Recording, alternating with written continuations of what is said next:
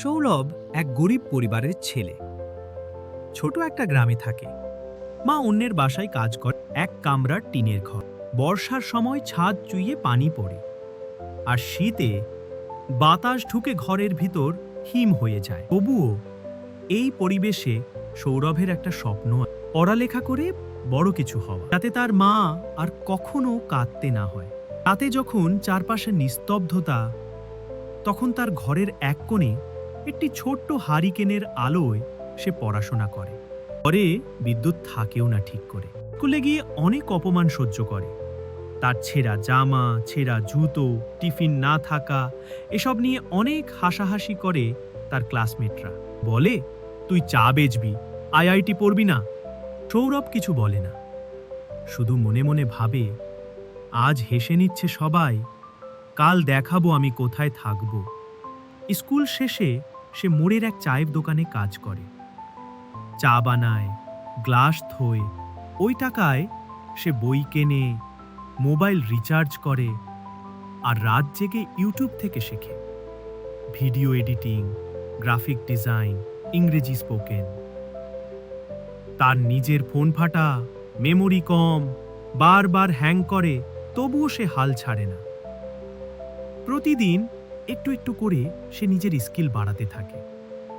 একদিন তার ডিজাইন করা একটা লোগো একটা লোকাল দোকানদার ব্যবহার করে। তারপর সেখান থেকে একটা এনজিও দৃষ্টি যায় তার কাজের দিকে।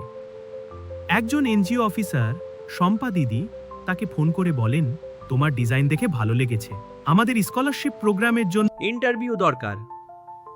সৌরভ খুশিতে কাঁদে, কিন্তু বিধিবাম ইন্টারভিউর আগের দিন তার ব্যাগ হারিয়ে যায়।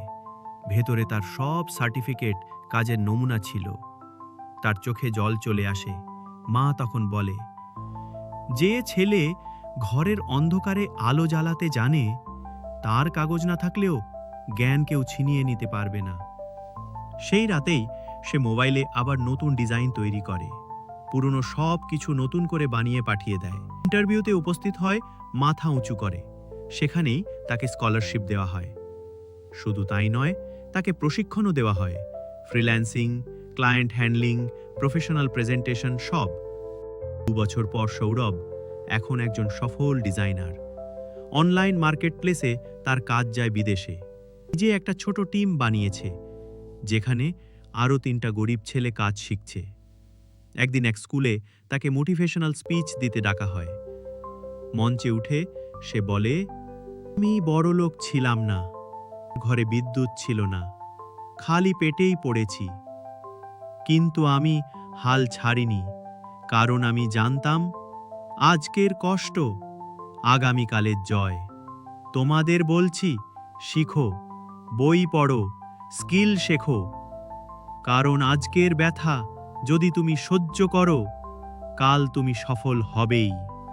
পুরো অডিটোরিয়ামে তখন করতালিতে ভরে যায়। সামনে বসে তার মা, চোখে জল আর মুখে গর্বের হাসি।